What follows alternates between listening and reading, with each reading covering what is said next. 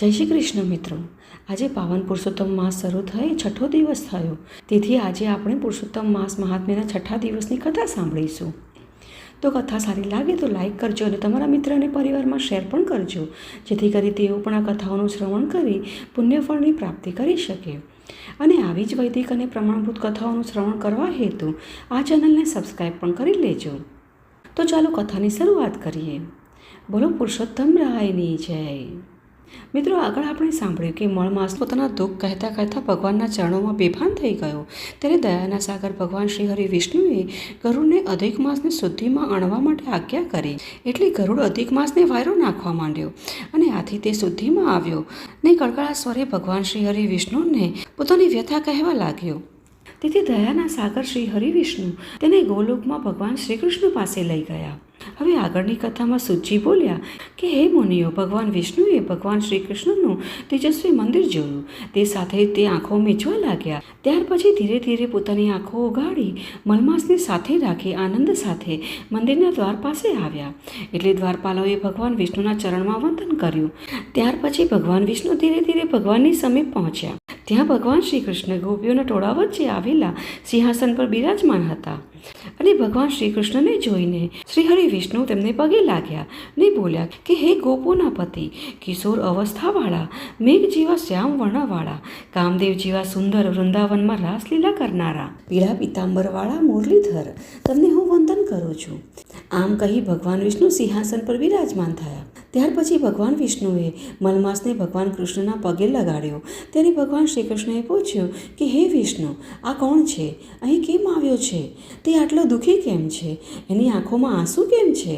ગોલોકમાં તો શોકનું નામું નિશાન હોતું નથી, તો પછી આ દુઃખી ધ્રુજતો કોણ છે? ત્યારે ભગવાન શ્રી કૃષ્ણના પ્રશ્નોના જવાબમાં શ્રી હરિ વિષ્ણુ કહેવા લાગ્યા કે હે વૃંદાવન ચંદ્ર, હે મુરલીને ધારણ કરનારા, આ અધિક મલમાસ છે. તેનું દુઃખ કહ્યું કહેવાય તેમ નથી. બિચારાનો સ્વામીવાળા મહિનાઓ વગેરેએ તેનો તિરસ્કાર કર્યો છે. આ ન ધણિયાતો છે, આ મેલો માસ છે, તેથી તેના મહિનામાં સ્નાન કરવું ન જોઈએ. આવા બધા શબ્દોથી તેને કૌખોડવામાં આવે છે. આ શબ્દોના અગ્નિથી બળતો મરવા તૈયાર થયેલો મારી પાસે આવેલો છે. હે કૃષ્ણ, હે ગોલોકપતિ, તમે બીજાનું દુઃખ જોઈ શકતા નથી. આવું વેદોથી કહેલું છે. માટે આના પર દયા કરી તેને અભય કરો, સુખી કરો. તમારા ચરણ કમલને પામનારા ક્યારેય પણ દુઃખી હોઈ શકતા નથી. મારા ખાતર પણ તમારે આના પર દયા કરવી જોઈએ. માટે દયા કરી મારું અહીં આવવું સફળ કરો. તમને વધારે શું કહેવું? આમ બોલતા શ્રી હરિ વિષ્ણુ બે હાથ જોડી ભગવાન શ્રી કૃષ્ણની સામે ઊભા રહી ગયા. તો આ પ્રકારે ઇતિશ્રી બૃહન્નારદી પુરાણમાં વિષ્ણુ વિજ્ઞપ્તિ નામનો 6થો અધ્યાય સંપૂર્ણ. બોલો પુરુષોત્તમ રાયની જય. તો હવે ચાલો પુરુષોત્તમ માસની કથા પણ સાંભળી લઈએ. તો આ કથાનું નામ છે સાસુ નાહે ઊંડે ને વહુ નાહે કુંડે. ની કથા અનુસાર એક ગામમાં સાસુ વહુ રહેતા હતા.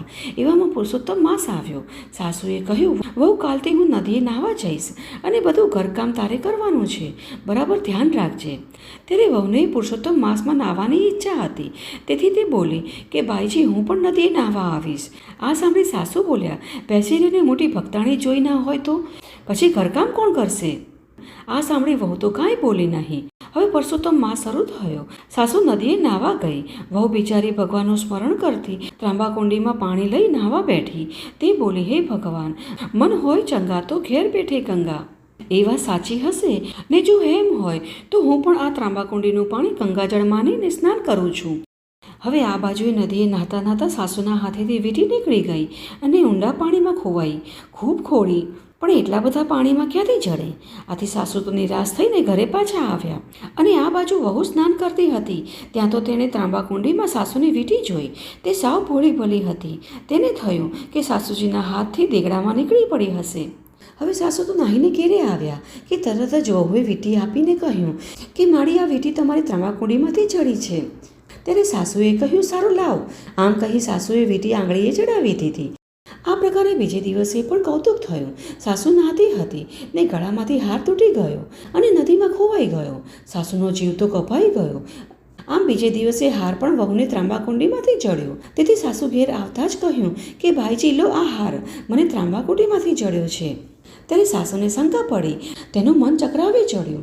જરૂર વહુ ડાકણ થઈ છે. નદીમાં ખોવાયેલી વસ્તુઓ તેને ત્રાંબાકુંડીમાંથી ક્યાંથી મળે?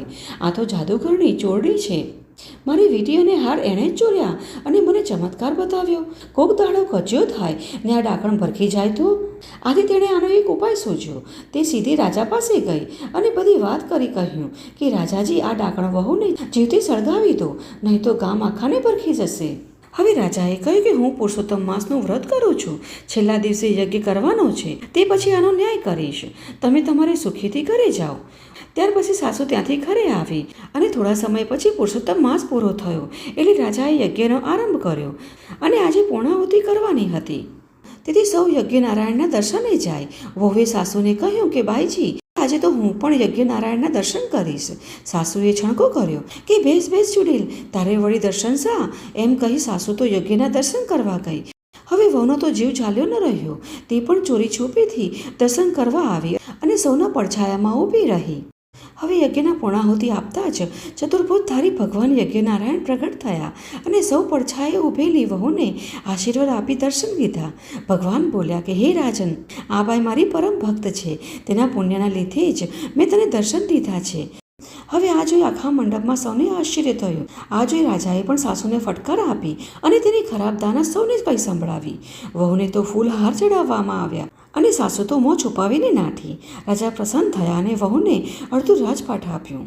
તો આ પ્રકારે શ્રદ્ધાના બળે વહુને ઘેર બેઠા ભગવાન પુરુષોત્તમરાય ફળ્યા.